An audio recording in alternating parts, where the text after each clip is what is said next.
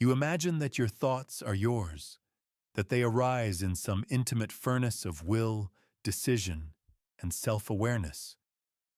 But that illusion began long before you were born, before you had the words to question it, before you had the concept of I to wrap around it.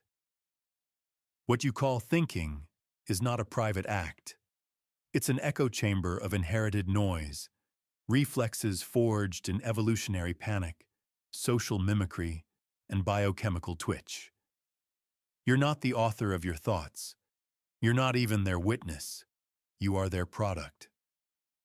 Consider the studies of Benjamin Libet, whose work with readiness potentials in the 1980s revealed something most still deny. In repeated trials, Libet asked participants to flex a finger while watching a clock. The aim? To measure the moment they became consciously aware of the decision to move. Electrodes recorded brain activity milliseconds before the subject reported making the conscious decision. Again and again, the brain acted before the you was aware. The decision to move happened before your supposed self could even form the intent. So what is choice? If your brain fires the command before your conscious mind knows it wants to move, then what role does your awareness play? Is it control? Or is it narrative? A ghost chasing the echo of a bell already rung. You weren't born with beliefs. You weren't born with your name, your language, your thoughts about politics, love, or identity. Every strand of thinking was installed, trained, nudged. Your laughter, your anger, your definitions of truth, downloaded from older minds and older systems, each convinced of their own originality. There is nothing new in you. You are a recursive loop of previous loops.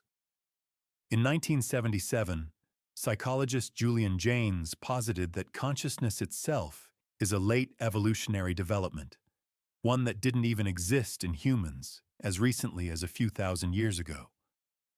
In his theory of the bicameral mind, Jaynes argued that ancient humans didn't introspect. They obeyed hallucinated voices, command hallucinations generated in the brain's non-dominant hemisphere, interpreted as the voices of gods.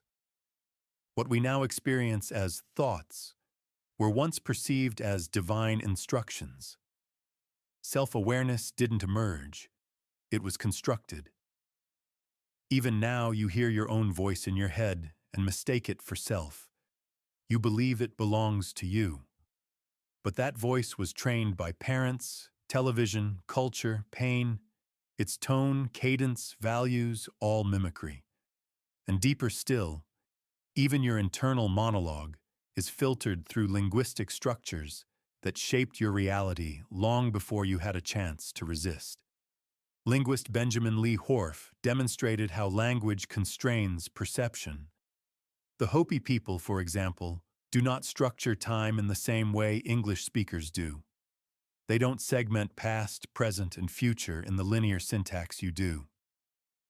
This doesn't mean they can't perceive events, but it does mean their experience of time is categorically different. So what of you? How much of your internal sense of time, identity, and causality is not inherent, but simply a habit of grammar? You use language to think, but language itself is a cage. The words you know create the categories you believe in. You don't see the world. You parse it through symbols, labels, judgments. You don't feel the sunset. You translate it. You don't experience another person. You describe them, flatten them, interpret them through scripts you've memorized. This is not awareness. It is repetition. It is reaction. And still you believe in your independence. You tell yourself that you change, that you evolve, that you grow. But studies in behavioral psychology suggest otherwise. Your habits run on autopilot. You respond to cues. You crave dopamine.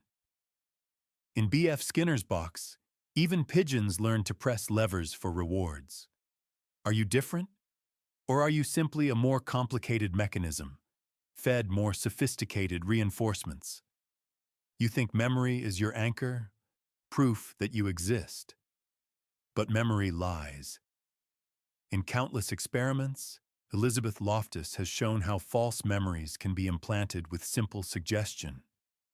Entire life events can be fabricated and believed with full conviction.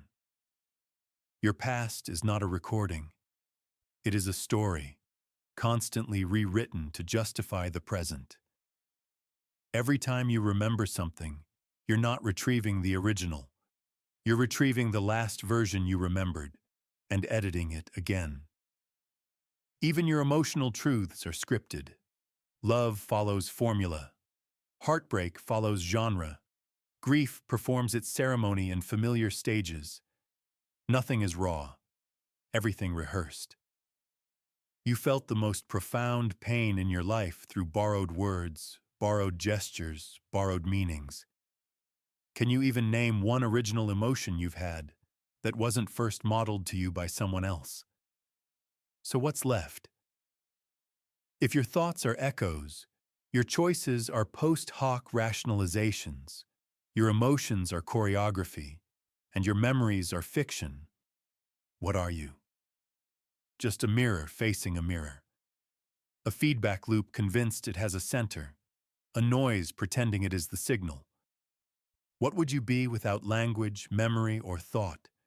Would you still be you?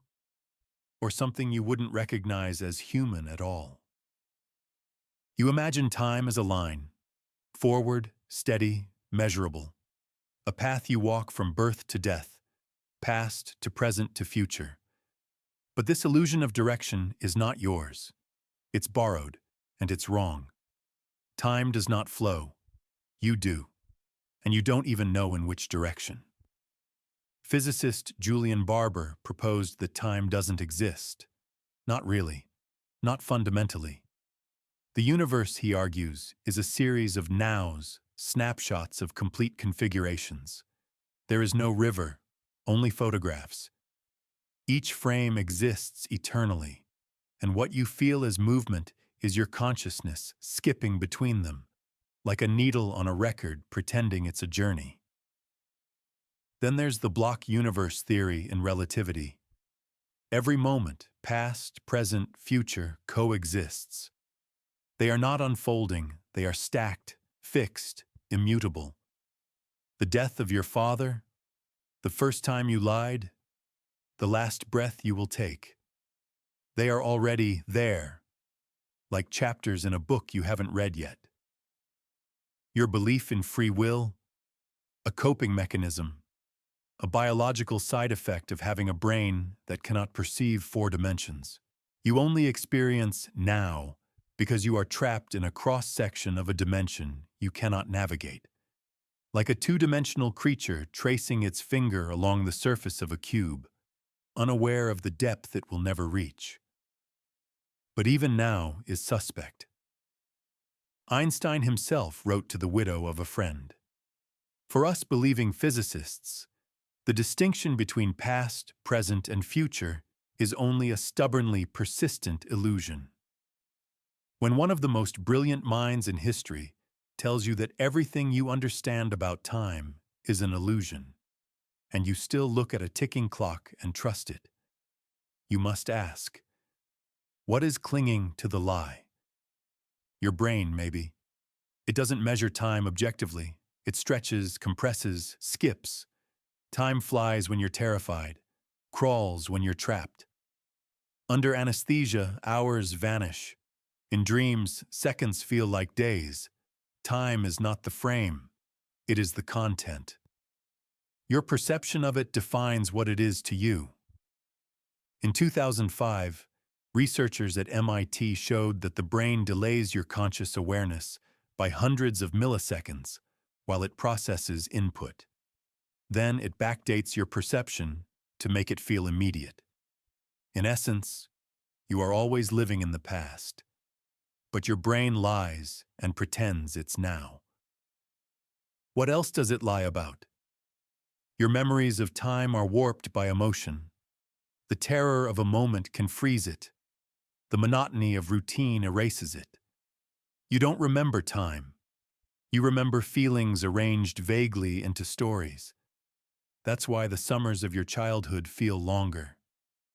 It's not nostalgia, it's neurology. So time fails at every level, physically, perceptually, emotionally.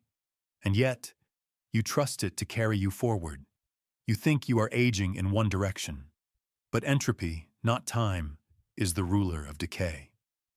The arrow of time exists only because entropy increases. In a closed system, disorder always rises. This is why you wither. This is why you forget. This is why the coffee cools and the dead stay dead. And yet, at the level of quantum physics, the laws are time-symmetric. The equations do not care whether time moves forward or backward.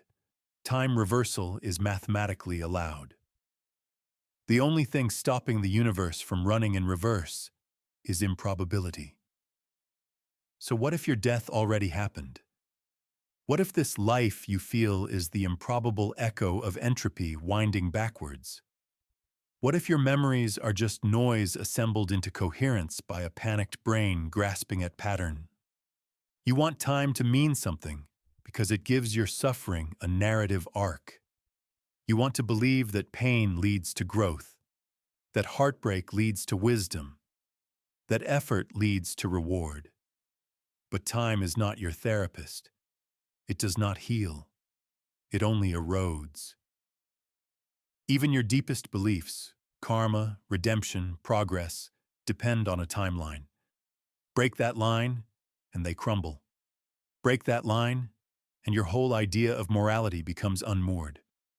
What is justice if all events coexist? What is regret if the past cannot be changed? What is hope if the future already happened? You are a prisoner in a cell built of seconds.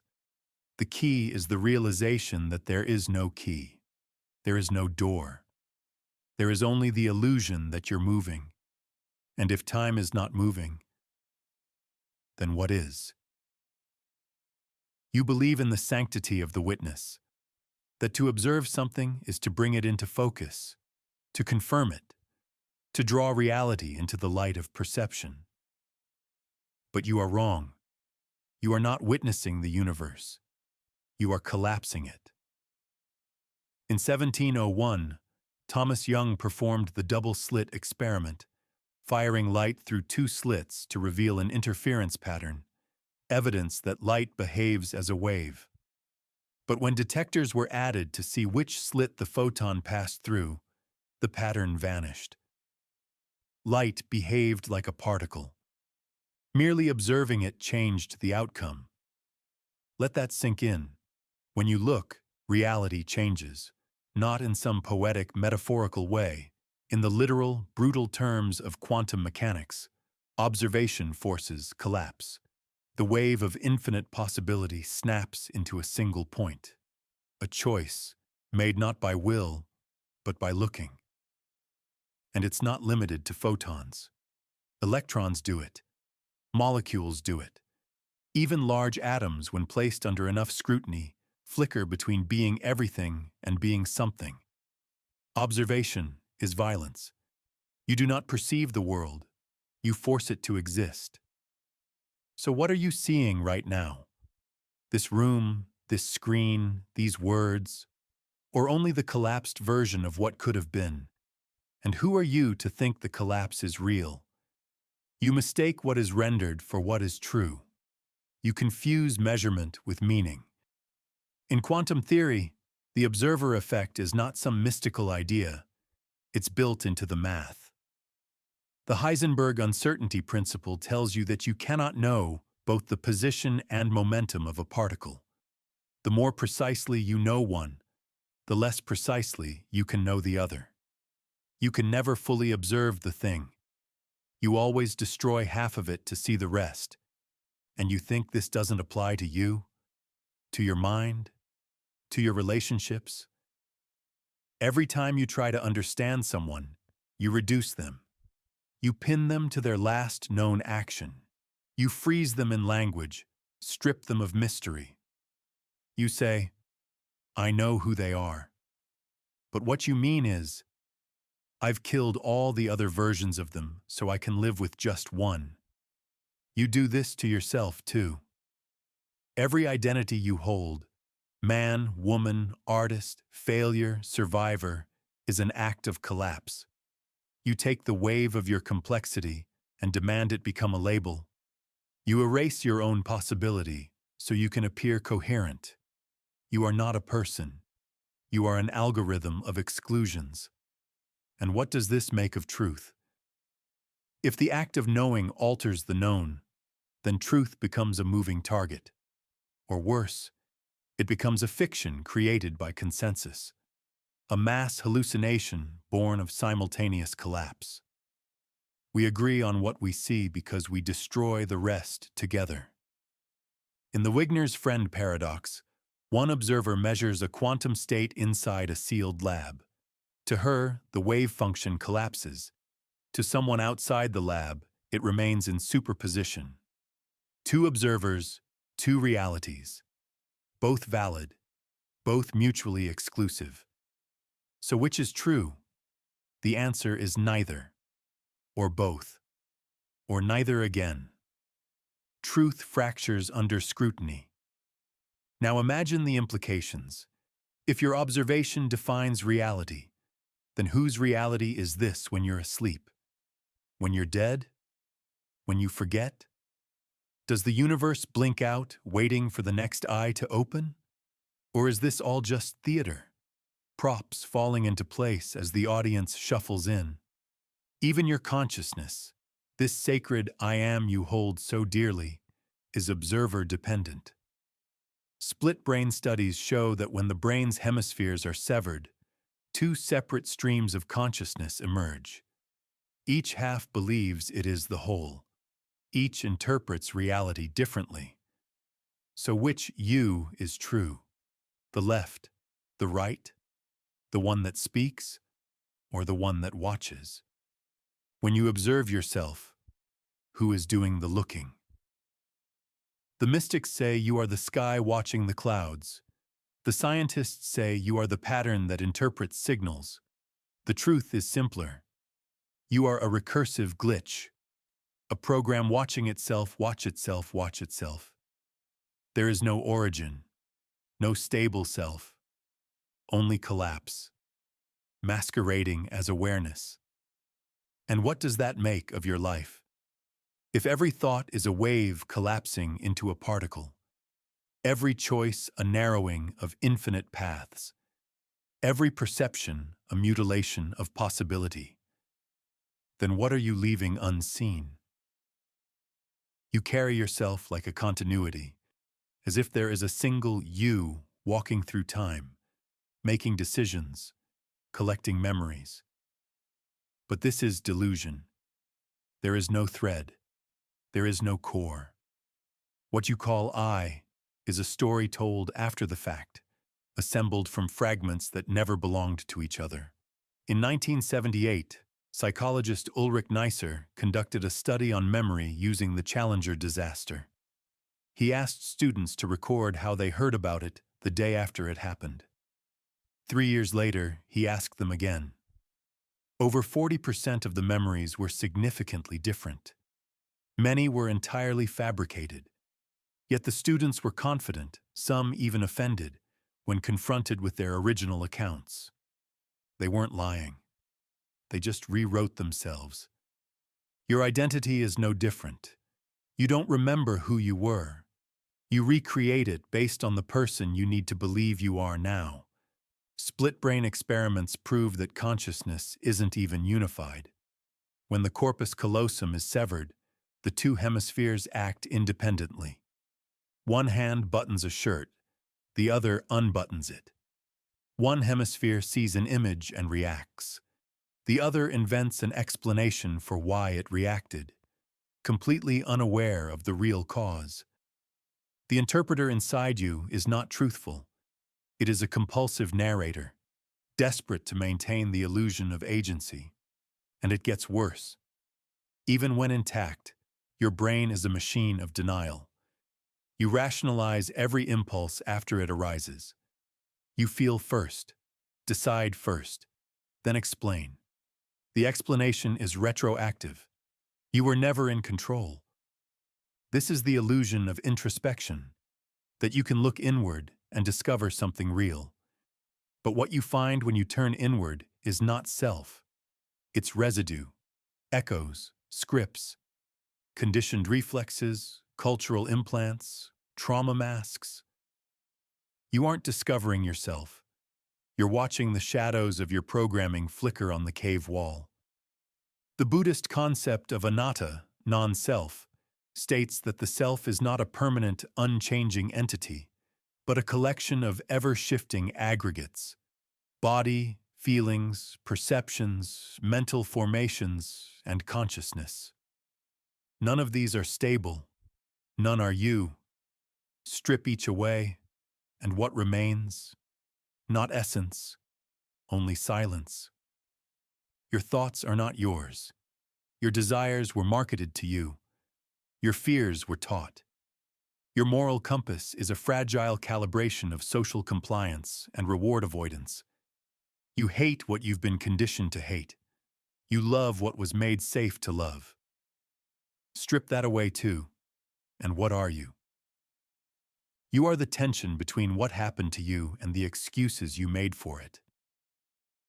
Neurologically, there is no central you in the brain, no master control room, no seat of consciousness, just billions of neurons firing, competing, negotiating. The self is an emergent hallucination, a byproduct, a side effect of complexity that mistook itself for meaning. And still you talk to yourself as if you are one. Still you write journal entries, make decisions, ask what do I want? But who are you asking? Which voice?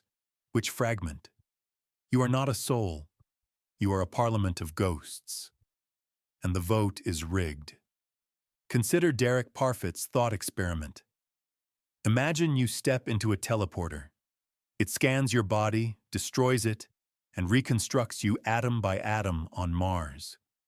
The person who appears there has your memories, your personality, your face. Is that you? Now imagine the original isn't destroyed. There are two of you, identical. So who's real? If one dies, does it matter? If both live, who gets your debts? Your love? The horrifying answer is this: if perfect copies of you can be made, then you were never singular to begin with. You were always replaceable. The self was always disposable. The continuity you cling to was a fiction, useful but false.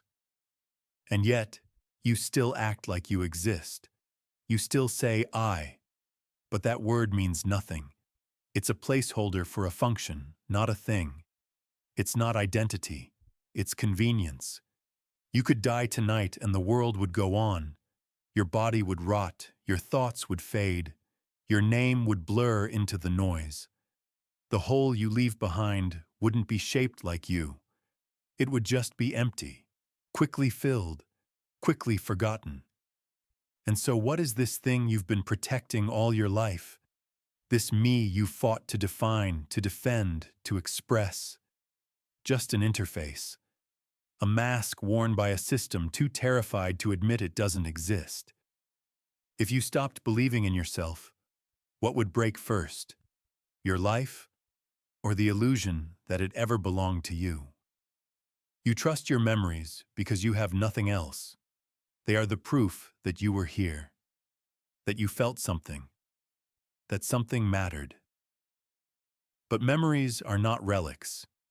They are reconstructions. Each time you remember, you destroy the original. What you carry forward is a copy of a copy of a copy, blurred and stitched together by need, not truth. In 2003, neuroscientist Karim Nader showed that when a memory is recalled, it becomes malleable, vulnerable to distortion before it reconsolidates. The moment you remember, you rewrite. You are not a historian of your life. You are its most compulsive forger. Elizabeth Loftus proved this again and again. In one of her studies, participants were told a false story, being lost in a mall as a child. A quarter of them came to believe it. They added detail, emotion, texture. They remembered what never happened. These were not weak-minded people. They were you, just you, placed gently on a path of suggestion. Even traumatic memories lie, especially them. The more intense the emotion, the more scrambled the encoding. Your brain floods with cortisol and norepinephrine. The hippocampus falters. You remember fragments, not facts. Noise, not narrative. The pain imprints. The details mutate. You believe memory is a recording. It is not. It is a simulation run by faulty machinery, guided by narrative bias. Your brain does not want truth. It wants coherence, so it erases contradictions. It fills gaps. It edits timelines. And you call that self-knowledge. Imagine this. Every time you retell a story, you reinforce only the version you chose to repeat. Every memory you access is a vote for a particular reality. The other versions, what else you saw, what else you felt, are left behind, fading. And so you become the sum of your rehearsed fictions. What if your happiest moment never happened the way you think it did? What if your worst trauma is built from misfired signals and third-hand recollections? What does that make of who you've become? Split-brain patients often confabulate. One hemisphere makes a choice, the other explains it, even when the explanation is false. This isn't pathology. It's normal. You do this every day. You don't know why you said what you said. You invent the reason afterward. With enough time, that fiction becomes memory. You believe your identity is shaped by your past. But your past is not fixed. It is an unstable field, shaped by your present mood, your beliefs, your expectations. You look back through the lens of who you are now and distort everything to fit. It's not just memory that's unreliable, it's identity itself. What's worse, you forget that you forget.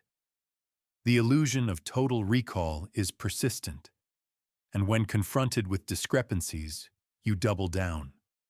You feel violated, as if truth is being stolen. But what's being stolen is your permission to believe a lie.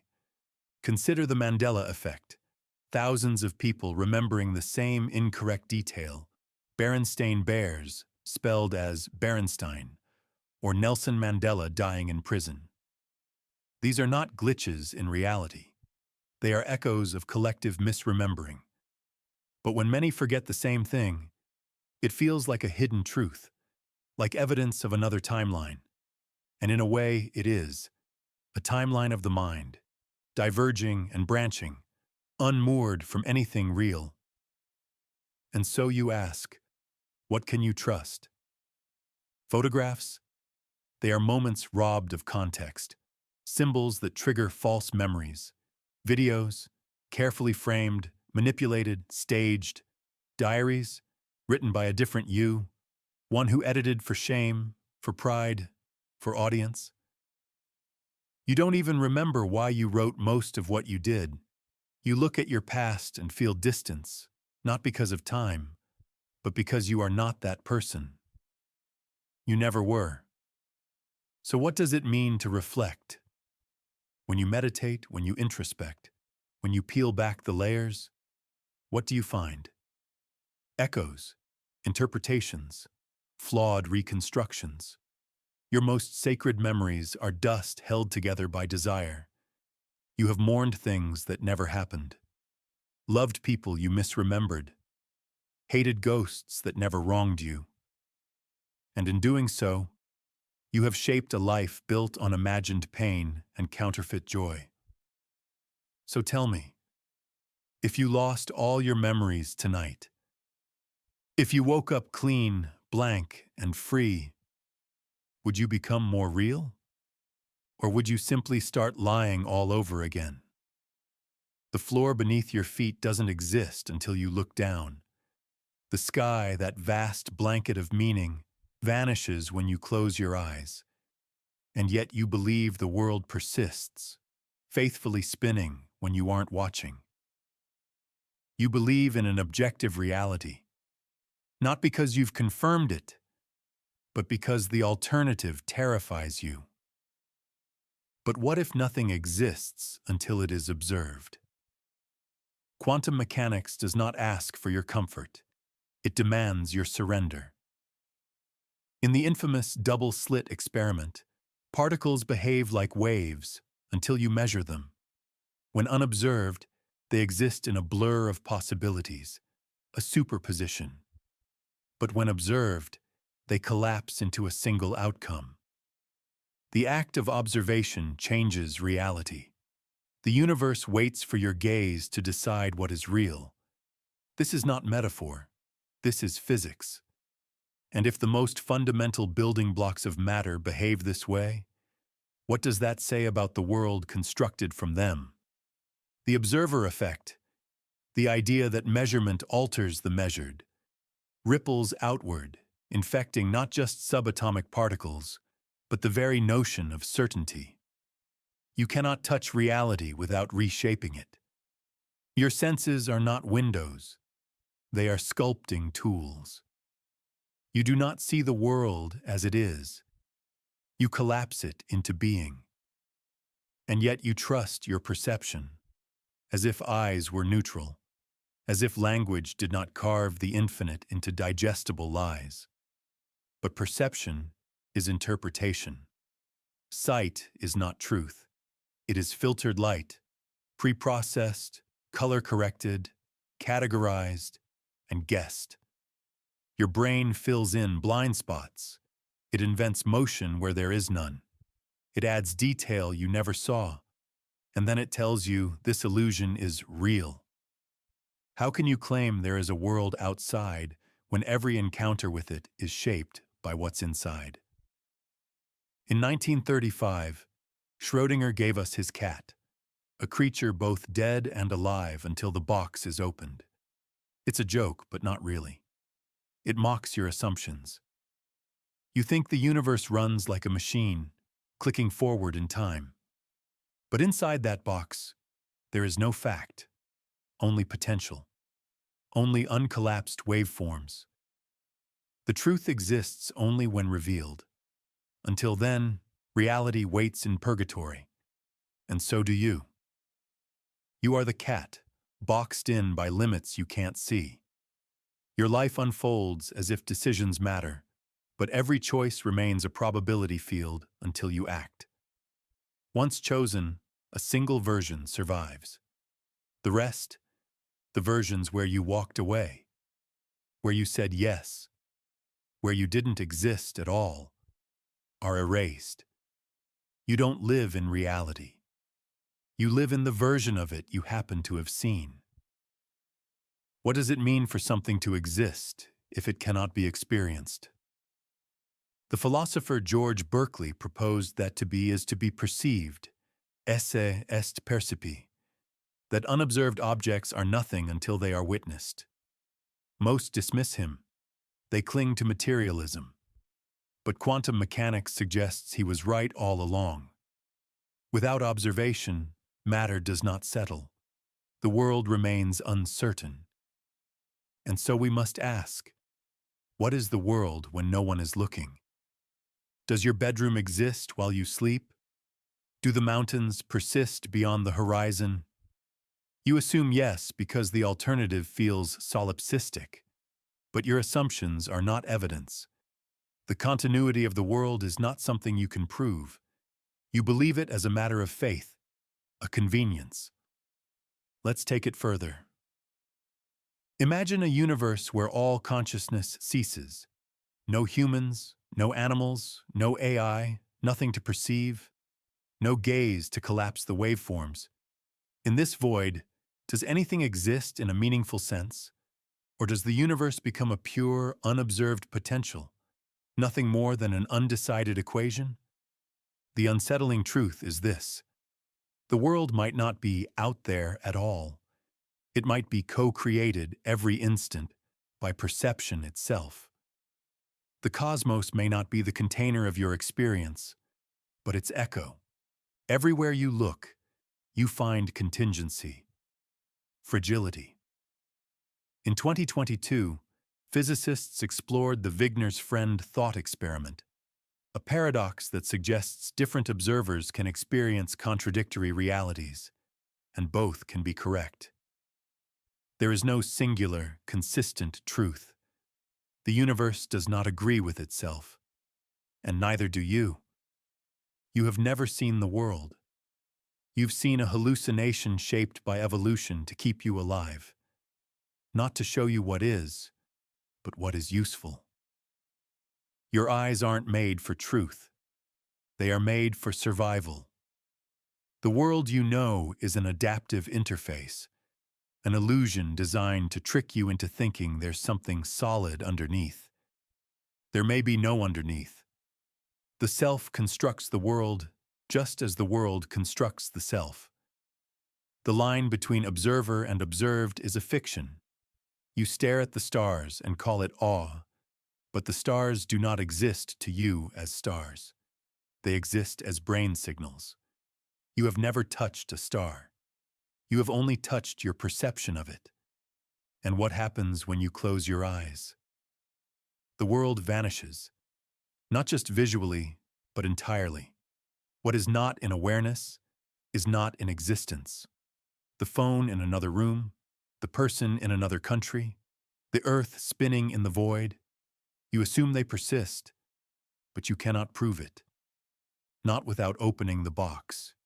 And if you are the only witness, then the world dies with you. Every time you sleep, every time you forget, every time you look away. So tell me, if nothing is real until it is observed, what becomes of you in the silence between thoughts? You believe that voice in your head is you, that your thoughts are authored, not echoed. But listen carefully. The voice doesn't ask your permission. It speaks before you're aware of it. It speaks even when you beg it to stop. And sometimes it says things that horrify you. That voice is not yours. It never was. You do not create thoughts. You notice them too late. In 1979, neuroscientist Benjamin Libet ran an experiment that shattered the illusion of conscious will. He asked subjects to flex their wrists whenever they felt like it, while measuring their brain activity. The result: the brain initiated the movement hundreds of milliseconds before the subject became aware of their decision. The choice had already been made. Awareness arrived after. You are not the conductor of your mind. You are the news anchor reading a script you didn't write. This is not an isolated finding. In study after study, decisions can be predicted from brain activity before you consciously make them. You are the observer of a process that has already begun. Your self is post hoc narration. You are a thought reacting to thoughts. So who is thinking? Your brain is a machine of pattern and memory. It runs simulations, tries combinations, loops past events.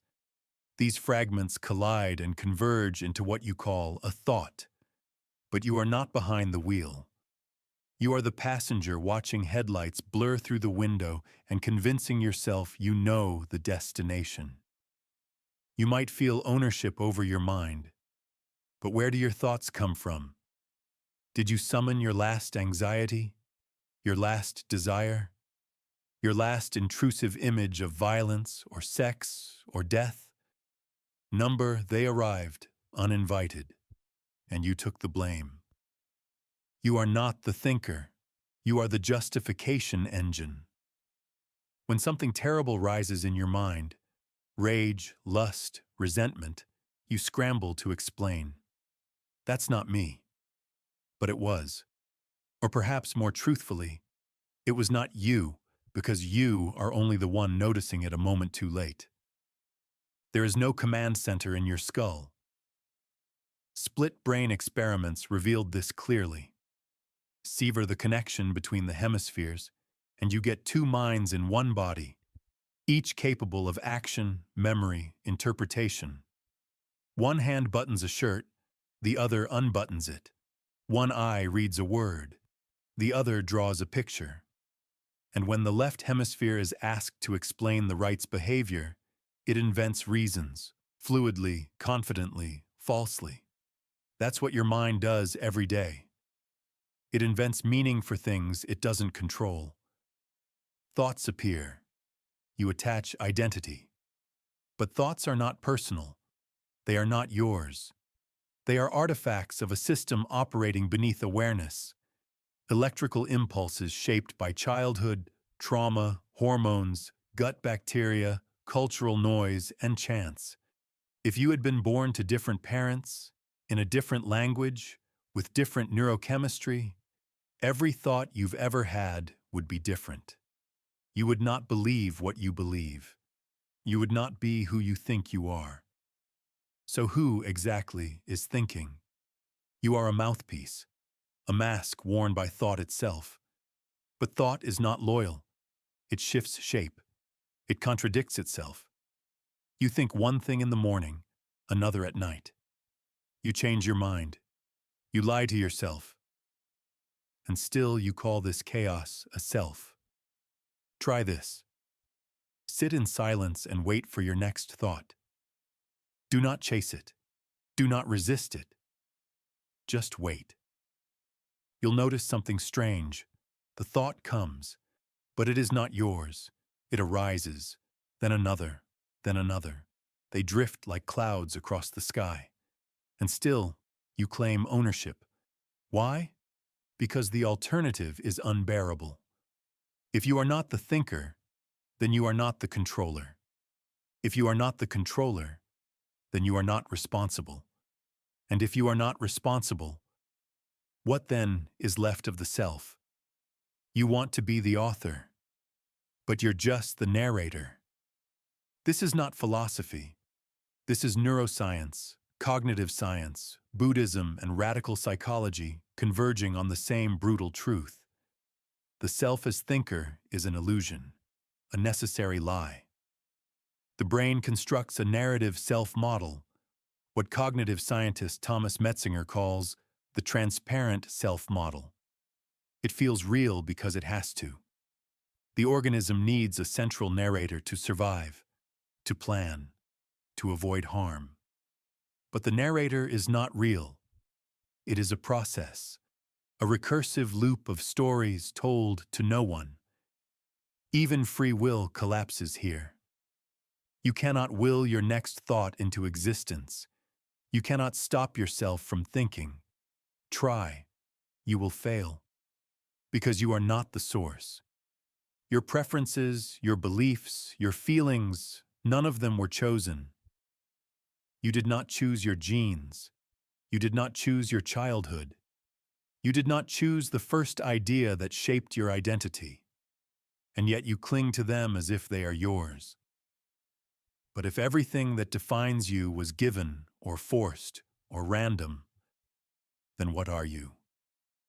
The self is a character, and the character is made of lines written by something else. You are an improvisation inside a narrative machine. The story continues, whether you agree with it or not. Even your resistance is scripted. So the next time you think a thought, ask, did I create this? Or did I just arrive late again and pretend it was mine? Because if you are not the one thinking, then who is watching you pretend? You believe you come from somewhere, that your past is real, that the history books are a record and not a revision, that the world moves forward in a straight line, and that memory, personal or collective, is some kind of reliable thread. But history is not what happened. It is what remains. And what remains is not truth, but sediment, scraps. noise curated into narrative, eroded by the passing of time and rewritten by those who survived it. What you call history is a corpse dressed for a funeral. And you, reciting dates, names, and patriotic myths, are the mourner pretending the body still breathes. The brain works the same way. Every memory you hold is a reconstruction, not a retrieval, but a fabrication, cobbled together from bits of sensory data, distorted emotions, and suggestive fragments. Psychologists like Elizabeth Loftus have shown how easily we implant false memories into others, entire childhood events that never occurred, remembered vividly, tearfully, sincerely. So if your personal memory is malleable, easily infected, what does that say about collective memory? History is an illusion of continuity, built from subjective, conflicting, and often manipulated sources. The victors write it, the losers vanish. What you learn is not the truth, but the dominant version. And dominance is not accuracy, it is power. In Orwell's 1984, the regime rewrites the past daily. Who controls the past controls the future. Who controls the present controls the past. That was fiction, but only barely. Consider the Soviet practice of airbrushing purged figures out of official photos. People disappeared not just from life, but from memory. Today, history vanishes in softer ways, through algorithms that bury the inconvenient, through headlines that overwrite yesterday's truth with today's narrative, through textbooks that sanitize genocide into settlement and rebellion into terror. You live inside a hallucination agreed upon by the winners. But it goes deeper. Have you ever wondered how much of history you know is based on assumption? That ancient Greek statues were white when they were painted. That Napoleon was short when he was average. That Vikings wore horned helmets when no evidence supports it. Lies, accidents, simplifications. Repeated enough, they become fact. The echo replaces the source. And the gaps? You don't even see them. There are entire civilizations lost to time. Languages never deciphered, cultures erased by flood, fire, or silence. The farther back you look, the more speculative it becomes. The map of history is mostly blank, filled in by guesses we mistake for knowledge. Consider Göbekli Tepe. Discovered in the 1990s, this temple complex predates Stonehenge by 6,000 years. It rewrote what we thought we knew about human civilization. Before its discovery, such complexity at that time was thought impossible, but it existed all along. Our timeline, our grand story, was simply wrong, and if it was wrong once, it could be wrong everywhere. History is a dream narrated by the present. Even the shape of time is cultural. In the West, we picture time as a line. In other cultures, it spirals or loops. For the Aymara people of South America, the past is in front of them, visible, known.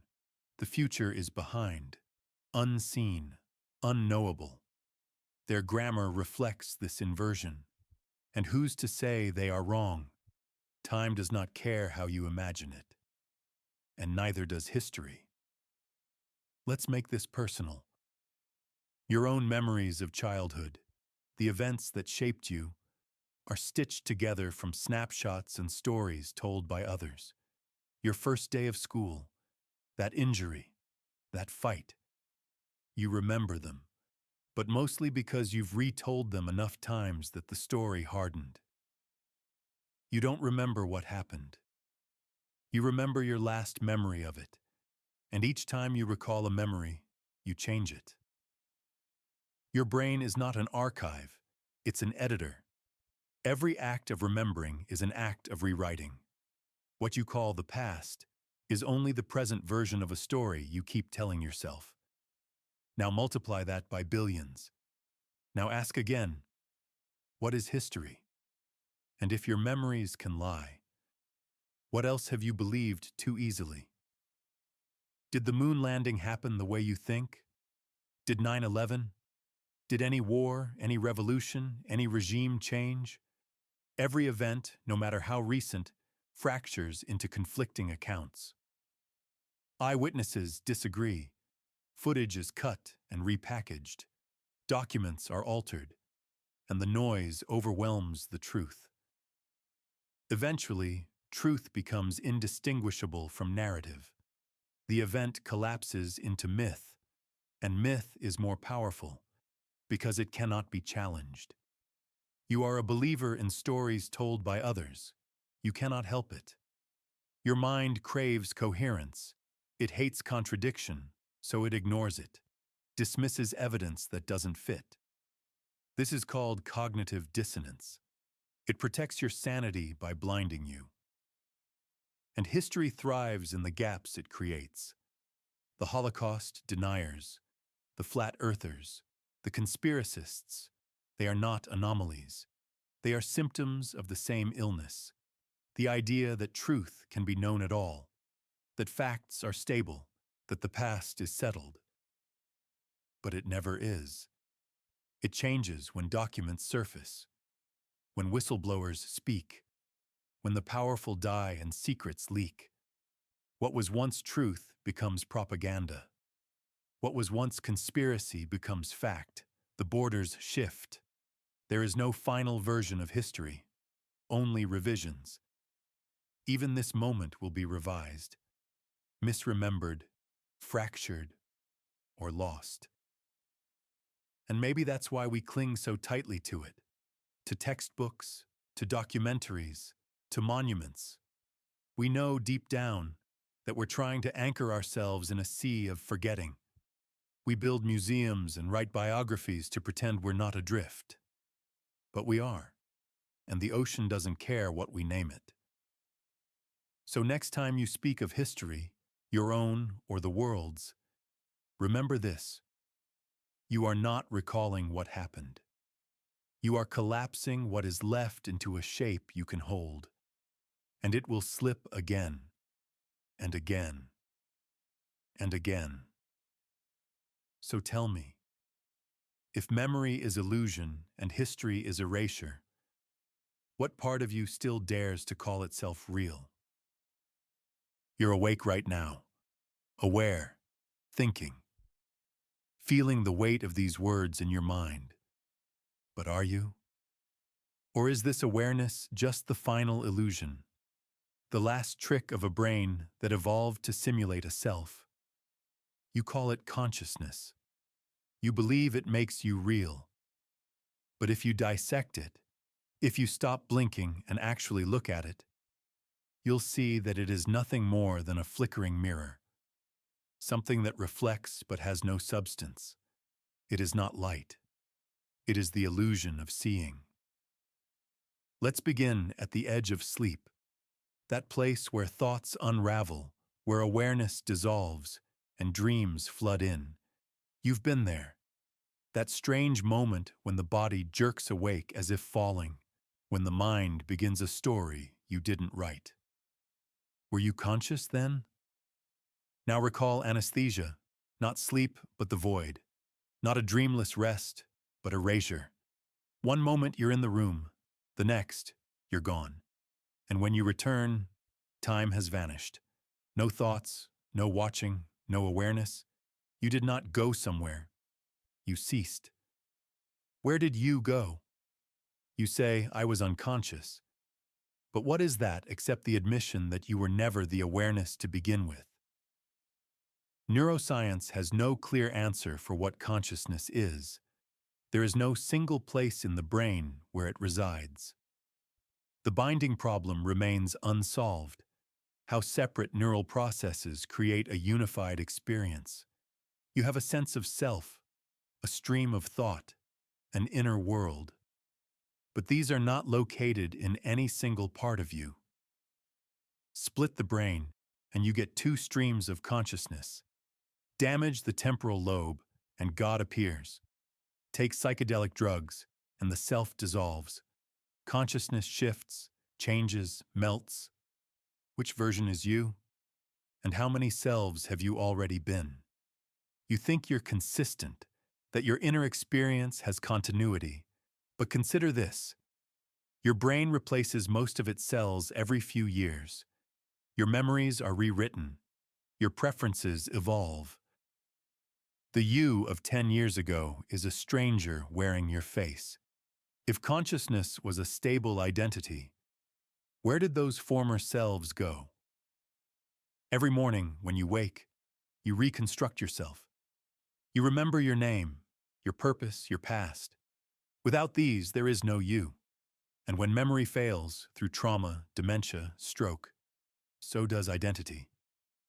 The self is lost. The body remains. So is consciousness just memory pretending to be something more? There are those who claim it is an emergent phenomenon, a byproduct of complexity. Enough neurons fire in enough patterns, and awareness emerges. But this is hand-waving in the dark. Emergence explains the when, never the how. It is a placeholder where mystery should be. And some go further. They argue consciousness doesn't exist at all, that it is an illusion, a user interface, like the icons on your screen, useful, symbolic, but hiding the underlying chaos. You don't see code. You click a folder. And your mind? It clicks me. But behind the icon is meat, electrochemical noise, flesh that doesn't know it's alive. You never chose to be conscious. You never asked to wake up. And you cannot explain how you are. But still, you assume it's real, because the alternative is unthinkable. Let's go deeper. Your consciousness narrates. You hear it now, wrapping meaning around words. But this voice is not always present. In moments of extreme fear, rage, or ecstasy, it disappears. Action takes over. Reflex, instinct. Afterward, you remember. You say, I was there. But you were not. You returned to take credit. So then, what is it that watches the mind? And can you separate it from the mind itself? You felt it before. Those rare moments of detached clarity, where you observe your thoughts like clouds. You are not them. You are watching. But then, who is the watcher? And if you can observe your own awareness, doesn't that make it an object, not a subject? You are not one thing. You are a hall of mirrors reflecting nothing. Even in death, the illusion holds. We say someone passed away, as if something escaped, but when the circuits stop, nothing leaves. There is no exit, no soul, just the end of the simulation. And yet, you fear it. You fear the death of consciousness because it feels like the death of everything. But if you did not exist before, and you will not exist after, why does the middle feel sacred? Isn't that just another story, one told by awareness to preserve itself? You want consciousness to mean something, to be the ghost in the machine. But ghosts are just shadows, and the machine doesn't need to believe in itself.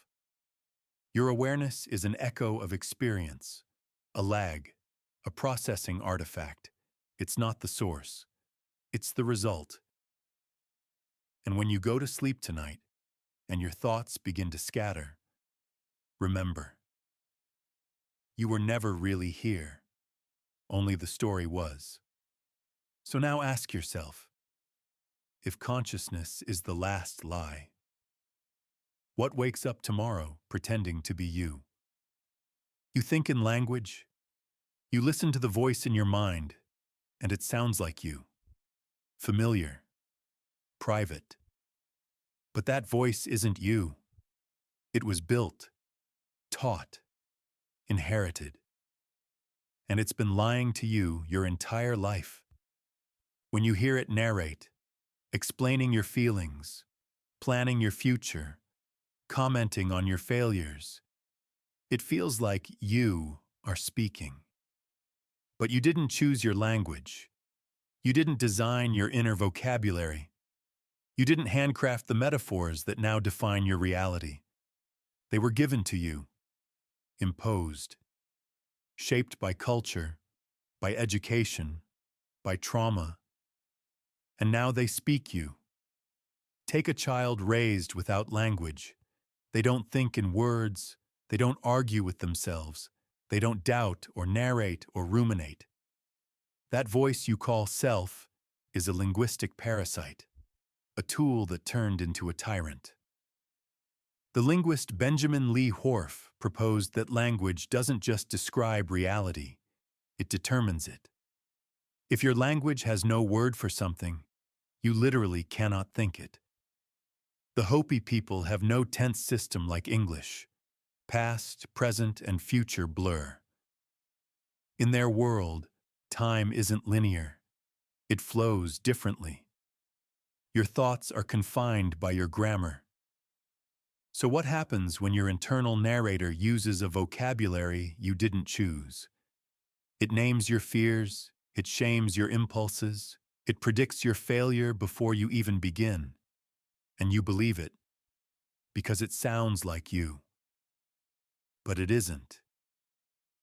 It's your parents, your teachers, your God, your culture, your abusers, your history. It is every voice you absorbed, boiled down into one seamless loop, whispering through your neural pathways. A remix of everything you've been told, edited by the illusion of self-awareness. You never questioned it because it wears your tone. But if the voice inside you is just the loudest echo of those who taught you to speak, where are you in that? Let's test it. Try to stop the voice. Right now. Go still. Do not think in words. Do not narrate this moment. Do not name your sensations. Silence. Did it stop? Maybe for a second, but it came back, didn't it? With commentary, with judgment. Am I doing it right? This is weird. I can't stop thinking. That's the parasite. That's the narrator defending itself. The spiritual traditions knew this centuries ago. In Zen, the mind is called the monkey, leaping from thought to thought, terrified of stillness. In Advaita Vedanta, the self is an illusion built by this mental noise. You are not the voice, they say. You are the awareness behind it. But in neuroscience, there is no behind, only circuitry. Electrical signals triggering linguistic responses. You are not a soul witnessing thought. You are a machine experiencing noise, and the noise believes it's in charge. Here's something darker. The voice in your head isn't even consistent. It argues with itself. It contradicts itself. It says one thing today, another tomorrow. I want this. No, I don't. I hate them. I miss them. You call it indecision. It's actually fragmentation. You are not one voice. You are a choir of impulses fighting for control. And your identity is just whichever one wins most often. Psychologists call this multiplicity, not the disorder, just the default state of mind. Different parts take over at different times. You have an inner critic, an inner child, a future planner, a terrified survivor. They all speak.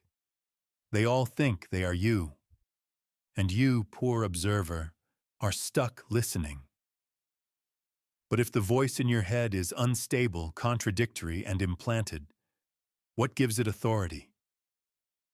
Nothing. Except that it sounds like you. Even in language, the self fractures. You say, I feel anxious. Who is the I? And who is feeling the anxiety? Why are there two? Why is there always two? The one who feels, the one who notices, the one who speaks, the one who listens, and none of them agree. You've lived this split, the moment you self-sabotaged, the time you knew what was right and did the opposite, the night you begged yourself to stop thinking, but the voice kept screaming. You don't control it. It controls you. You call it overthinking. But it's possession. There's a reason ancient cultures believed in demons, spirits, voices. Before psychiatry, they recognized that not all thoughts come from within, and maybe in their own language they were right. Maybe you are possessed, not by spirits, but by language, by conditioning, by survival responses misfiring in a modern world. You inherited a voice that was trained by fear, and now it warns you of everything. The shame, the rejection, the risk. It tells you to shrink, to hide, to obey, and you confuse that caution with wisdom. But it's just trauma dressed in grammar. Still, you obey, because it whispers in your tone, because it sounds like your father's disappointment, your mother's anxiety, your teacher's judgment, your God's wrath, because it calls itself I. But say it out loud, I am worthless. Whose voice is that? Whose words? And why are they still inside you? Language was never neutral. It was shaped to control. Words like should, sin, failure, normal, they're not descriptive. They're tools of compliance. And now they echo inside your skull, disciplining you from within. You don't need a prison when the prisoner polices himself. And still, you think you are free because the voice says, you are thinking this. But who is you in that sentence? And who gave you that voice? So answer this. If the voice in your head was never yours, why do you still trust what it says? You close your eyes to rest, thinking you're retreating from reality. But what happens next is not peace. It is intrusion, a rush of fragments, familiar faces in impossible places, shifting timelines, deaths you don't remember dying, worlds you've never seen but somehow understand. And through it all, logic is absent, yet you accept everything. Why? Because dreams aren't a safe space. They're not messages from the soul. They're failures in the code, glitches in the waking simulation. You dream in symbols. Your dog becomes your father. Your childhood home is also a collapsing spaceship. You speak languages you've never learned. Gravity bends, time folds, rules vanish, and still, within the dream, you don't question. You rarely say, this can't be real. Because the part of your brain responsible for skepticism, the dorsolateral prefrontal cortex, goes dark. It powers down like a server in maintenance mode. Your capacity for critical thought flickers out, and the system runs wild.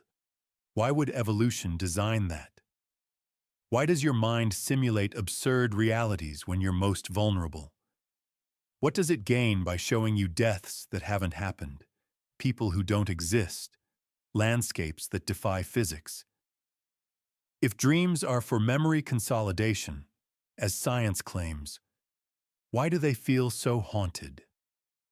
Why do they feel like leaks? Neurologist Vilayanur Ramachandran once called the brain a 3-pound mass you can hold in your hand that can contemplate the vastness of the universe. But when you dream, it contemplates something else, something fractured, something that doesn't obey the laws you rely on. And worse, it doesn't care if you remember. In fact, it actively erases the experience upon waking. Why? What is your brain hiding? Consider this. If you were in a simulation, a system designed to regulate your perception of reality. When would be the safest time to allow a buffer overflow? When you're not watching, when the program is on standby, when you're asleep. And if those dreams feel strange, if they sometimes seem like alien contact, or glimpses into parallel lives, or encounters with impossible beings, then perhaps they are not creations of imagination, but cross-contamination. Maybe other layers of the simulation bleed through while your defenses are down. Let's go deeper. Lucid dreaming. The rare phenomenon where you become aware that you're dreaming while inside the dream. When it happens, your brain flickers into partial wakefulness, and for a brief moment, you become God.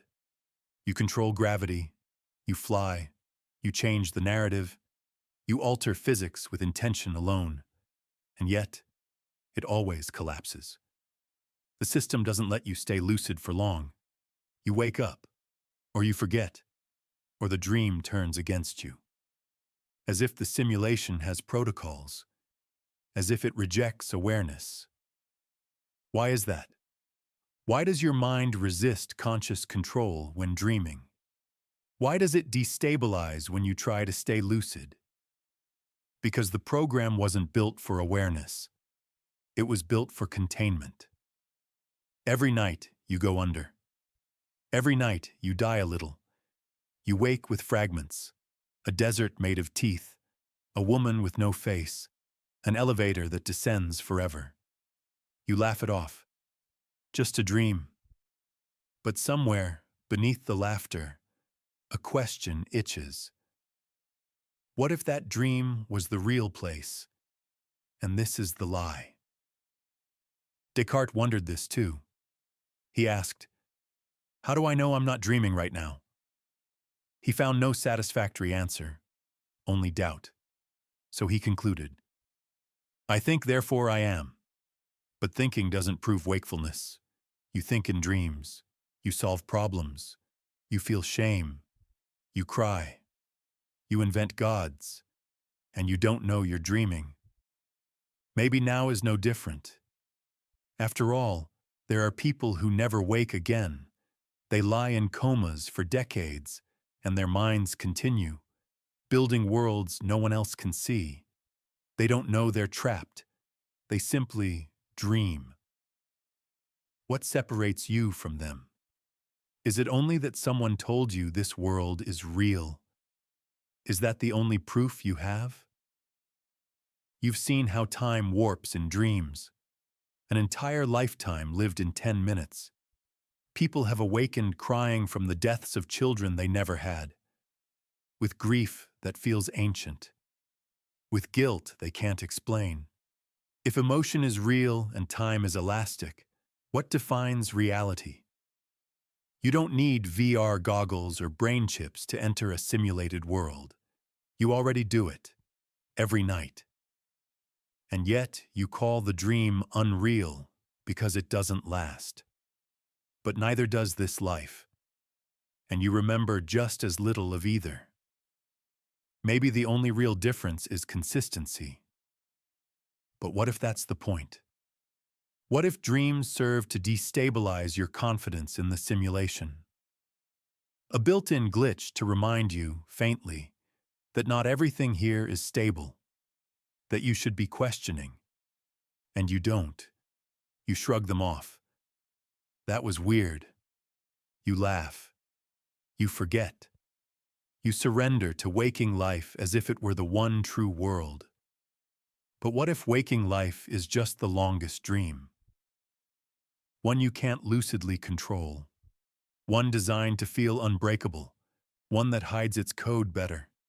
And if that's true, then what exactly are you waking into every morning? What reality is this?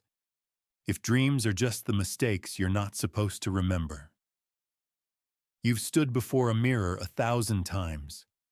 You adjust your posture. You check your eyes. You scan your reflection for something familiar, confirmation of who you are.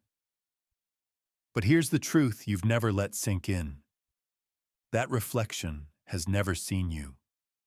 It has no past, no memory, no continuity. The face you rely on to prove you exist disappears the moment you turn away. It doesn't store anything. It doesn't know who you were yesterday. And every time you return, it recalculates, reconstructs. A fresh illusion every time. The mirror isn't a window. It's a reset. Now ask yourself, if your reflection is all you've ever trusted to verify your face, and yet it forgets you instantly, what does that say about your trust in your own image? You are not seeing yourself. You are seeing what light bounces back. No depth, no permanence. A shifting portrait composed of photons and timing. Every glance in the mirror is the first time it has ever seen you, and it is already forgetting. We call it a reflection, but it reflects nothing of substance. It can't see the way your mind replays conversations from 5 years ago. It doesn't remember how you cried on the bathroom floor.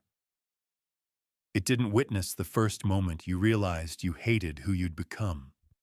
The mirror never saw those things. You did, but it will never show you any of them. So why does it have such power over you? Why do you let this silent, forgetful surface determine your worth? In psychology, the mirror stage is a theory proposed by Jacques Lacan. It describes the moment an infant first recognizes themselves in the mirror. That recognition, illusory as it may be, marks the formation of the I, the ego. But it's a trick, a misidentification. The child sees an image and assumes it is them. The self then begins as a mistake. You didn't become you. You mistook an image for yourself, and you've been doing it ever since. Now think of all the mirrors you've passed. Public restrooms, rear-view mirrors, screens turned black. All those silent surfaces reconstructing your face endlessly. But none of them are witnesses. None of them can confirm your continuity. They only show a frame, never the film. And even your own mind can't hold on to the real you. There is a neurological condition called prosopagnosia, face blindness, the inability to recognize familiar faces, even your own. It's not theoretical. People with this disorder stare into mirrors and see a stranger. There is no recognition, no narrative, just an anonymous mask.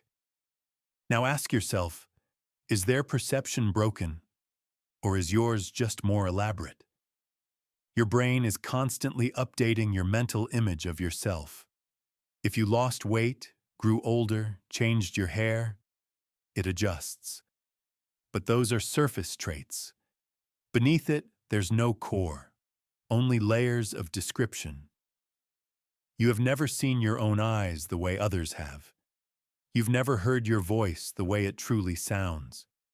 You are always experiencing a delayed, distorted version of yourself, and you base your identity on that distortion. Even photos lie. They capture a moment that no longer exists. They freeze a version of you that died the second after it was taken.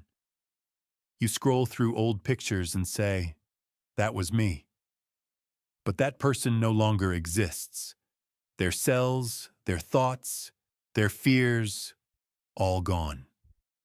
Yet you carry the illusion that the current you is continuous from that image, that there is a self-thread running through every moment, every photograph, every reflection.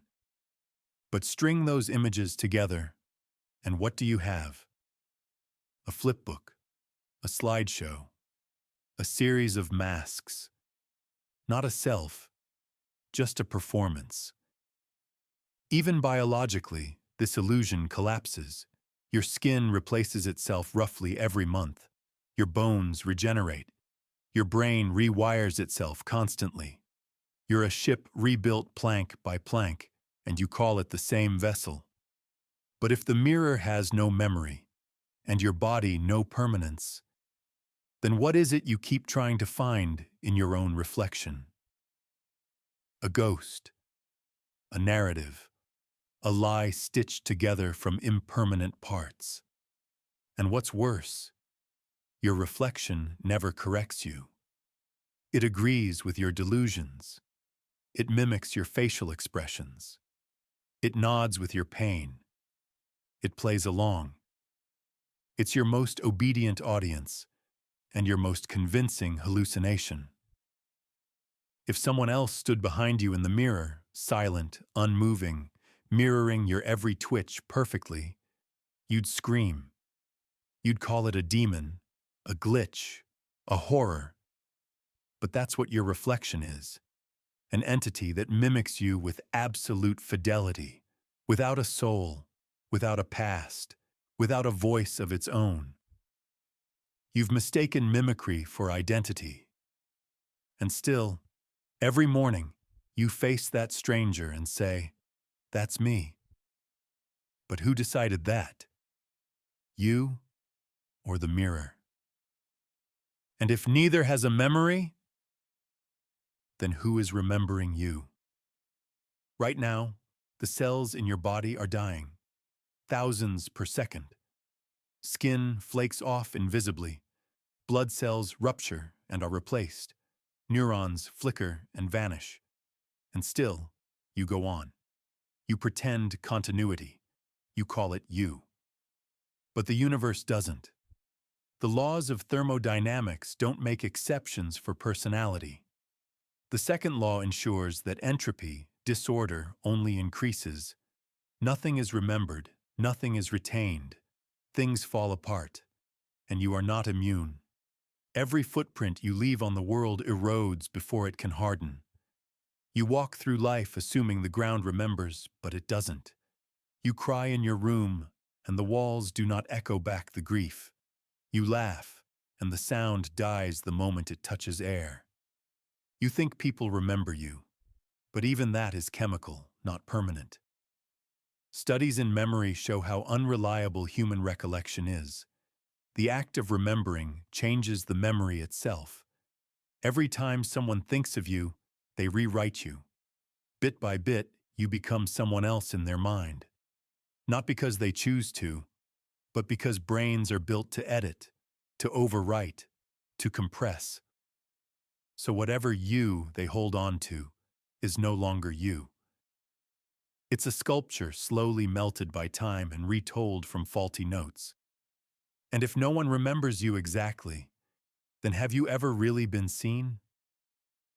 Think of your digital traces, social media, photos, comments, messages.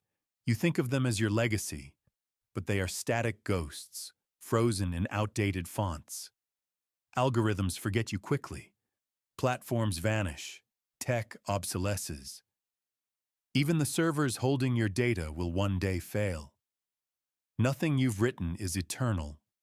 Nothing you've posted is immune to deletion. You are counting on machines to remember you better than minds can, and they won't. This isn't pessimism. This is physics. The sun that warms your skin will one day burn out. The earth that holds your body will fall silent. The black holes that now bend time around them will one day evaporate into nothing. Even the background radiation from the Big Bang is fading, softening toward uniformity. It's not just that you will be forgotten. It's that forgetting is the default state of the cosmos. Look at the cosmic microwave background, an image of the early universe, a map of primordial noise, 13.8 billion years old. Scientists say it is the oldest light we can detect. But even that ancient radiation tells us nothing about you. You are not a part of any cosmic narrative. You're not woven into stardust with purpose.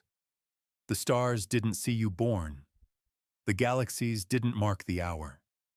You are not written into the physics of time. You are a statistical blip, a temporary arrangement of matter pretending to matter. You tell yourself stories to resist this. You name stars. You write books. You make children. You chase achievements. You do all of this to matter to someone, somewhere. But the truth is this: the universe has never remembered a single one of its inhabitants, and you will be no exception. Think of names: Shakespeare, Newton, Cleopatra. We remember them, yes, but only as caricatures, symbols. No one alive can speak of them in any real sense. We don't know their laughter. We don't know how they smelled after a storm. We don't know their true regrets. Even the most famous have been reduced to fables. You will not be remembered more clearly. You worry about what others think of you. You scan your reflection. You curate your image. But the universe does not recognize the construct. It does not keep files. It does not archive intention. Only the present moment exists, and even that dissolves upon contact. If you write something beautiful, it will fade.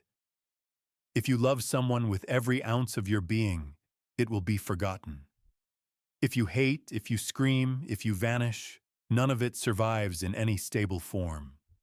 All things bend toward entropy, and meaning is not conserved. And even now, your body sheds particles into the air. Skin, hair, moisture, breath. You leak yourself into the world. But these fragments don't hold your name. They don't speak of who you were. They simply return to the system. And what system is that? A universe that forgets as fast as it creates. A vacuum that cannot keep secrets. A structure where nothing is saved. When you close your eyes at night, your consciousness collapses. Sleep, darkness. Time skips, and you trust that memory will reboot you in the morning. But even that memory is flawed. Each night is a soft erasure. You forget your dreams. You forget your thoughts before sleep. You lose moments, minutes, sometimes hours. Your own mind forgets you too. So ask yourself, if your body forgets, your mind forgets, others forget, and the universe forgets, then what remains? What fragment of you escapes this crushing flood of erasure? What part of you is not already gone? You've spent your entire life walking towards something, a goal, a version of yourself, a moment where everything would make sense. It doesn't matter what shape it took, a job, a love, a realization, a place. The point is, you believed there would be an arrival, but arrivals don't exist. There is no edge, no final page, no peak that isn't instantly leveled by time. Even when you think you've reached something, your mind pushes it forward. Like Zeno's paradox, if you keep having the distance to your destination, you never quite get there. You only get closer, infinitely. It's movement without arrival. A chase that never ends. A longing that metastasizes the moment it thinks it's satisfied. The finish line keeps shifting, and still you run. Because stopping would mean admitting the truth, that you were chasing a ghost of meaning in a landscape that never promised it. Humans are addicted to next. The next step, the next upgrade, the next phase. Psychologically, this has been studied through the hedonic treadmill, the tendency of people to return to a baseline level of happiness regardless of positive or negative events. You think, once I get there, I'll be fine. But you never are. The mountain flattens the moment you stand on it, and you're already looking toward the next. You do this with everything. You see a number in your bank account and want a higher one. You fall in love and immediately fear its loss. You reach a goal, and the silence afterward is unbearable. Arrival is not fulfillment. It is decay. The philosopher Albert Camus said the only real philosophical question is whether to end it all. But you don't. Not because you found the answer, but because you keep hoping the next page has it. This illusion, that meaning is just one more step ahead, keeps you moving through a maze with no center. Even death has become just another arrival to postpone. Modern medicine stretches it out, fights it, delays the inevitable. But not because it offers an answer. It simply pushes the moment of collapse further into a future that itself is eroding. And still you think you're going somewhere. The moment you arrive anywhere, your mind reframes it as a transition. You graduate, and it's a stepping stone. You marry, and it's just the beginning. You heal, and the next trauma is already taking shape. There is no now that isn't haunted by next. Even history tells this lie. Civilizations thought they had arrived at ultimate truths, only to collapse. Empires believed they had reached the end of history, only to fade into dust. Every structure you now inhabit was built by someone who thought it was permanent. It wasn't. Even science, your most reliable tool, falls victim. Newton gave way to Einstein, Einstein to quantum theory. The standard model is incomplete. The theory of everything never arrives. Every truth opens the door to more questions, deeper uncertainties, endless recursion. And still, textbooks speak of progress, as if there's a summit to reach. But what if this isn't a mountain? What if it's an abyss? Even in language, the illusion of arrival persists. When I become, once I achieve, if I finally, words designed to trick your brain into forward motion, as if the future is a vault you'll unlock with enough effort. But the future is just a hallway with mirrors. You walk, and it reflects back the same ache, the same reaching, the same endless hunger. And you pretend that hunger is hope. But it's not. It's a parasite. It feeds on your dissatisfaction. It ensures you never feel at home in your own life, that you always live in a projected maybe, that the now is just a waiting room. And when you do get what you wanted, when the thing you longed for finally lands in your hands, it shrinks. The dopamine spike fades. The void re-expands. Arrival was always a mirage, and still, every morning, you wake up with the illusion intact. You make lists. You plan. You tell yourself you're close, that today might be the day, but today is just another surface to run across. The edge never arrives. You are the traveler who walks in circles thinking the path is new. So ask yourself, if you were never meant to arrive, then what exactly are you running from? You live in a world made of numbers. They are everywhere. Temperature, time, distance, weight, value, age, coordinates, codes. You measure your worth with them. You understand your surroundings through them. You calculate your future with them. But what lies between the numbers? Between any two integers, between 1 and 2, for example, there are infinite decimals. Between 1.1 and 1.2, still infinite. You can zoom in forever, and the space never closes. The numbers never touch. You live on a timeline made of infinite fracture. Mathematics, your most precise language, is built on an infinite void of approximations. You believe the world is made of things, of countable, graspable units. But you are surrounded by ungraspable infinities.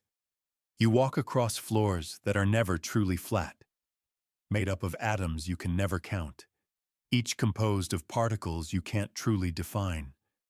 Everything that seems solid is built from endless uncertainty. Take the concept of irrational numbers, numbers that cannot be expressed as fractions. Pi, phi d t. They govern your geometry, your growth, your physics. They underpin spirals, waves, orbits, decay, and yet they cannot be written down in full. They defy completion. You build your reality on things you cannot ever finish understanding. You are made of approximations. Cells die and replicate. DNA copies itself imperfectly. Perception is sampled and stitched by your brain in chunks, not in smooth streams. What you think of as now is a buffer zone, a neurological delay averaging inputs. Even time, as you perceive it, is stitched together from shadows. Physics itself is caught in this fracture. Quantum mechanics insists that particles don't have definite states until observed, that between one measurement and the next, there is no concrete existence, only probabilities, superpositions, blurs. You are surrounded by things that only seem to exist. In fact, the very act of observing something forces the universe to pick a side.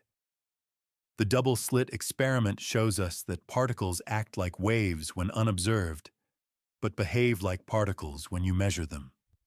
The moment you try to know, you collapse the ambiguity. Reality hides until you corner it. But here's the real rupture. The gaps never vanish. Mathematics tries to smooth them over with calculus. Physics tries to patch them with constants. Philosophy tries to sow meaning between contradictions. But the silence between the numbers is still there. Unyielding, infinite, unspoken. You live inside a sequence that never finishes computing. And if nothing ever resolves, then what does that say about you? You keep track of time with clocks. But clocks don't tell you the present. They divide the future from the past in arbitrary slices. And between each tick is an eternity you never touch. Your entire life unfolds between the digits, in the pause, in the lag, in the decimal point. Your heartbeat? It's not a rhythm. It's an approximation. It varies. It misses. It adjusts. There's no perfect pulse, no perfect breath. You are chaos wearing a mask of symmetry, and still you count. Steps, years, calories, likes, followers, dollars. You believe the numbers can hold you still, give you shape, but numbers can't hold silence. They only fence it in. You've built a civilization on measurements, but none of it is whole. Maps generalize. Data is sampled. Models approximate. Every number you see is a softened distortion of what actually is. And what actually is cannot be written down. Because reality isn't a spreadsheet, it's a storm. And numbers are just rafts trying to float across it. You might say, but we've sent people to the moon.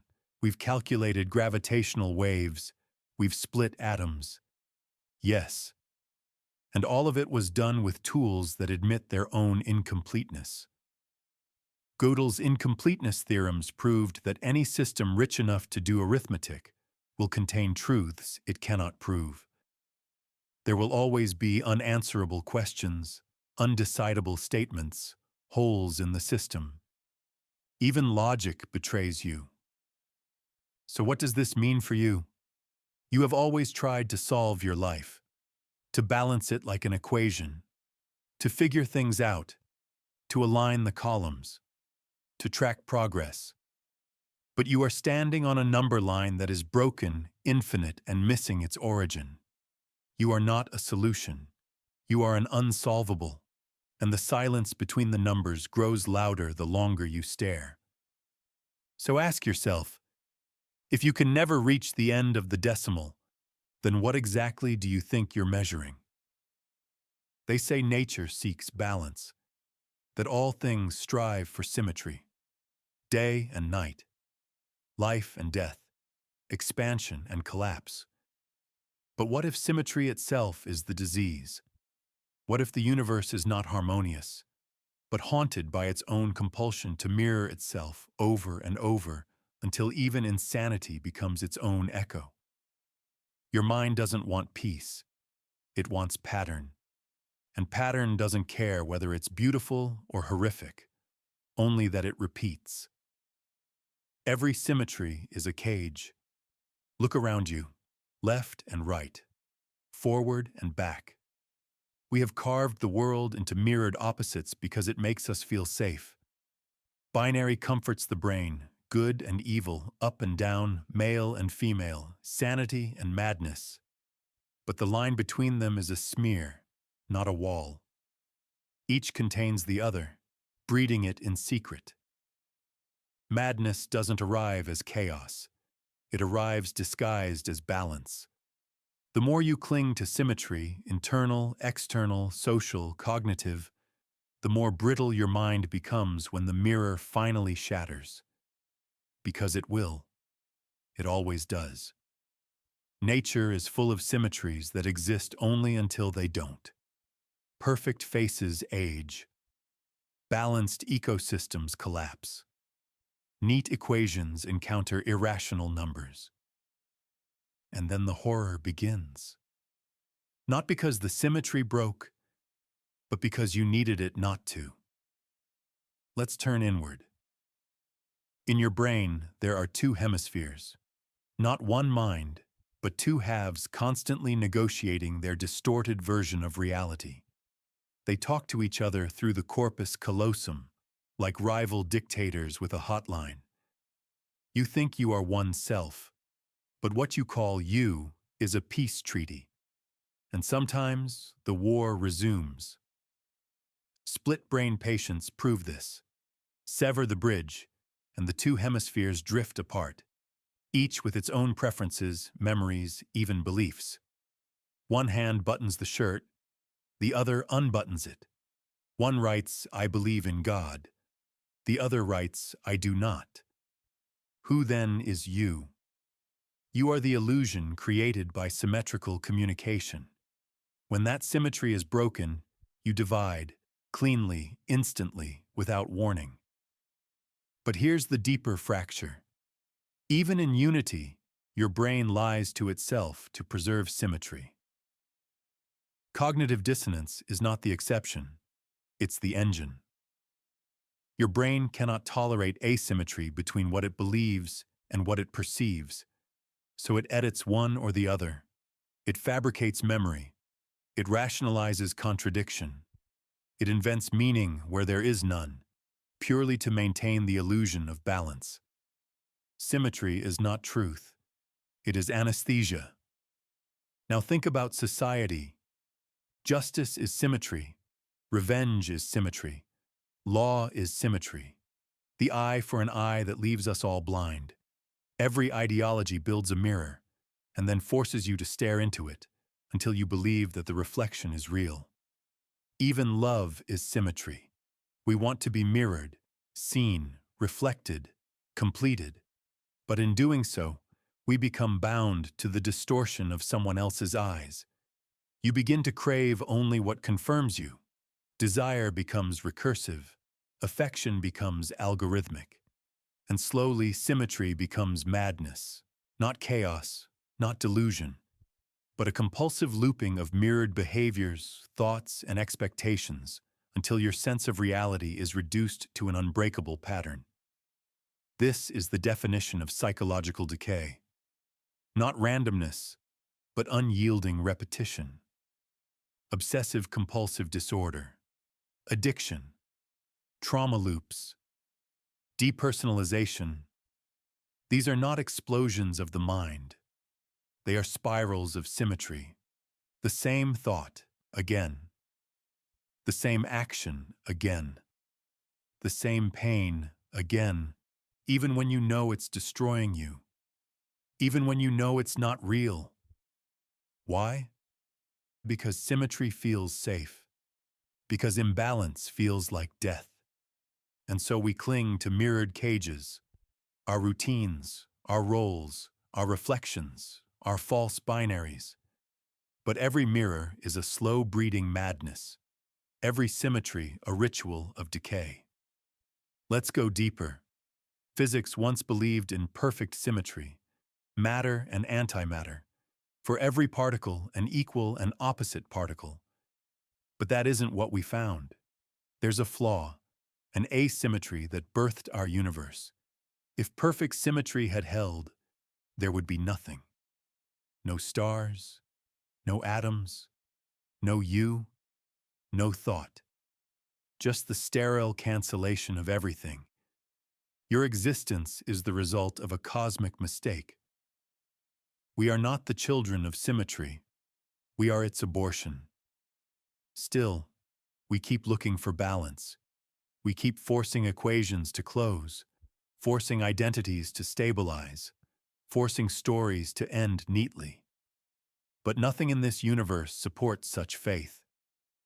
Symmetry is a game we play to keep the horror out of view. But the horror is this. Madness isn't on the edge of symmetry. It is its heart. Every belief you hold is the twin of its opposite. Every value you carry contains the seed of its inversion. The more symmetrical your world becomes, the more fragile it is. The more you reflect yourself in others, the more distorted you become. Until at last, you cannot tell if you're the original or the copy. You are the pattern, not the person. You are the loop, not the line. And the longer you stare into the mirror, what exactly do you think is staring back? You think memory is a treasure? An archive of truth you can visit when the present loses shape. You believe it belongs to you, that it's accurate, private, yours. It isn't. Memory is not a photograph. It's not even a recording. It's a reconstruction. And worse, each time you remember something, you don't retrieve it. You rewrite it. You remember your last memory of the event, not the event itself. With every recollection, your brain performs a ritual. It paints over what was with what is, with who you are now, with who you need to be. Your memories are stained by your current beliefs, your current fears, your current need for coherence. The past is sculpted by the present. So what exactly are you remembering? Every time you recall a moment from childhood, you risk erasing it. Every tear-soaked memory of heartbreak is re-scripted by your evolving identity. Every story you tell yourself about how it happened, why it mattered, what it meant, is a quiet fiction your brain agrees not to fact-check. You are not the keeper of memory. You are its editor. Now think bigger. You imagine time as a line, past, present, future, stacked in some divine order, with memory acting as the tether that keeps you rooted to your narrative. But physics doesn't work that way. Time is not linear. There is no universal now. Einstein showed that simultaneity is relative. What is now for you is the past for someone else, and the future for another. The arrow of time is an illusion born from entropy. Things decay. That's all. And your memories? They're just footprints in the sand of your mind, fading, deforming, swallowed by the tide of new perceptions and internal propaganda. You don't have memories. You have rehearsals. The hippocampus, responsible for forming long-term memory, doesn't simply store. It reactivates, rewrites, reroutes. In patients with amnesia, it's not the past that's missing. It's the ability to simulate it. Because memory isn't retrieval. It's reconstruction based on whatever fragments remain. Even worse, implanted memories are real to the brain. The Loftus experiments proved it. People were shown doctored photographs of events that never happened, like taking a hot air balloon ride as a child, and they not only remembered the event, but described it with emotion and detail. With enough suggestion, The mind creates the past. Your memory can be hacked by narrative, by repetition, by trauma, by silence. You want to believe that your identity is a product of what you remember. But your memories are a product of what your identity allows. You delete what threatens coherence. You embellish what strengthens your myth. You distort to survive. This is not an accident. It is a feature. And if you look closely, you'll see that even your most cherished moments, your first kiss, your worst mistake, the last words of someone you loved, have changed shape. You just refuse to admit it. Because to admit that memory is unreliable is to admit that you are unreliable. So let's collapse the self. The self is continuity, and continuity demands memory. But if your memories shift each time you access them, then your self is shifting too. Not slowly, constantly. Violently, unseen. You are not a river. You are a flicker, a mirage. You believe that what you remember defines you. But if the act of remembering changes the memory, then every time you return to who you were, you move further away from who that person actually was. You're not tracing your history. You're rewriting it. Time doesn't flow forward. You flow backward through broken reconstructions of meaning. And here's the final betrayal. You think you are the observer of time, but you're just another construct inside it. And your memories? They're not pieces of time.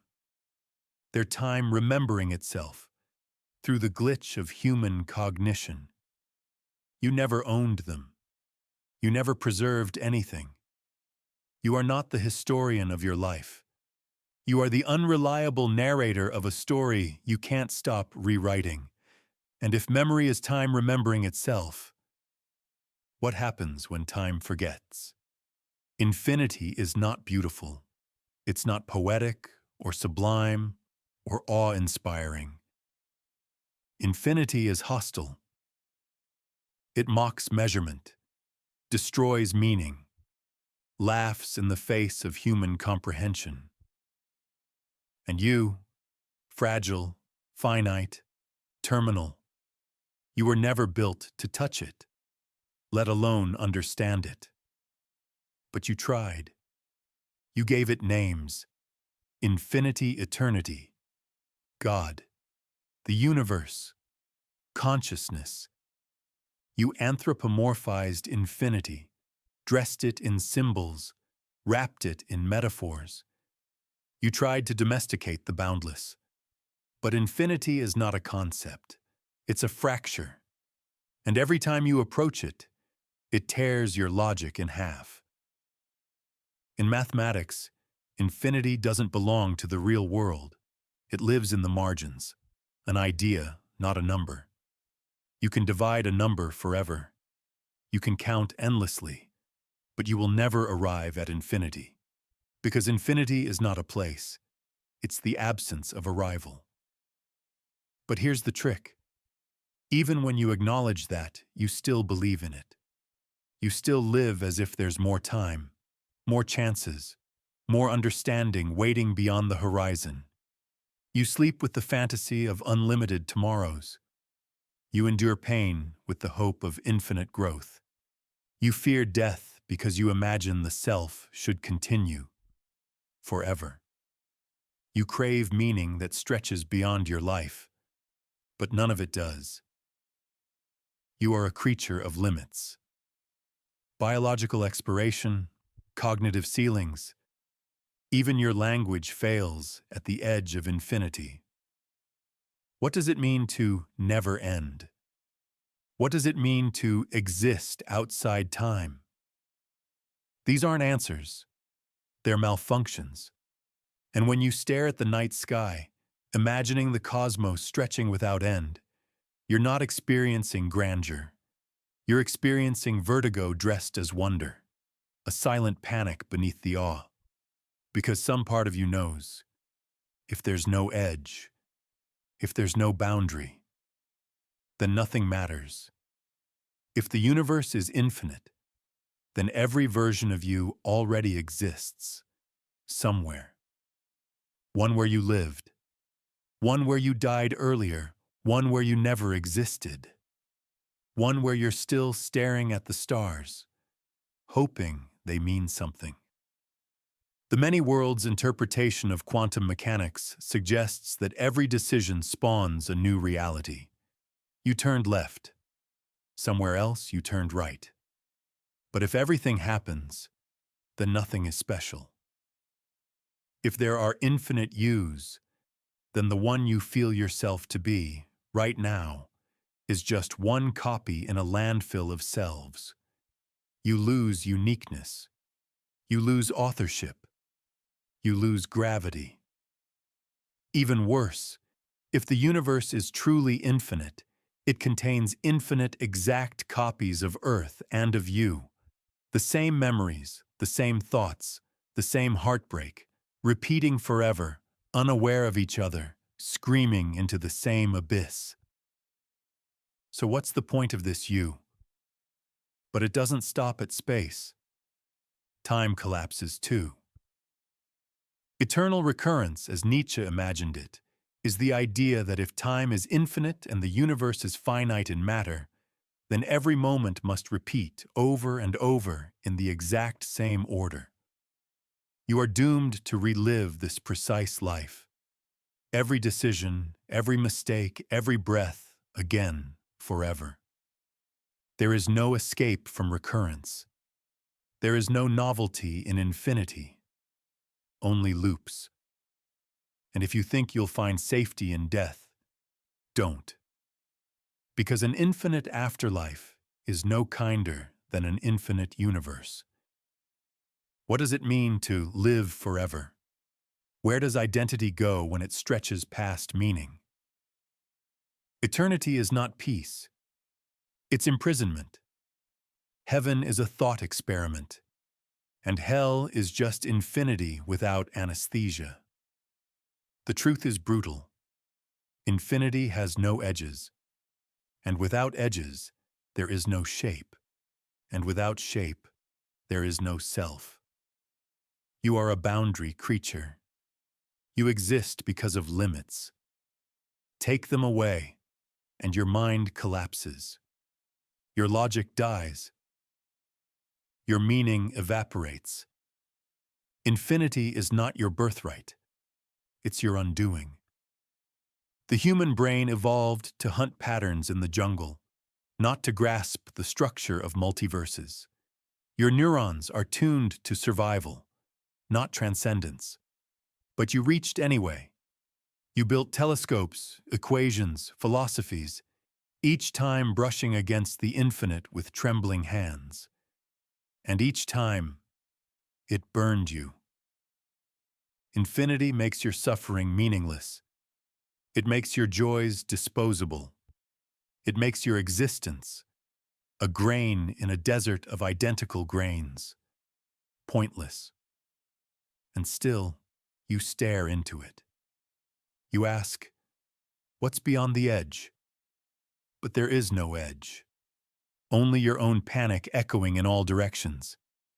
And if infinity was never meant for you, why do you keep chasing it?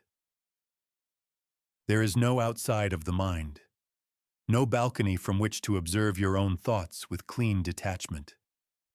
You think introspection is freedom, but it's a hall of mirrors where every escape route only leads to another reflection. You do not watch your mind from above. You are trapped inside it.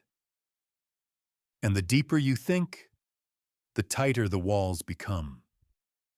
Consciousness is gravitational. It folds inward. It warps reality not through matter, but through attention.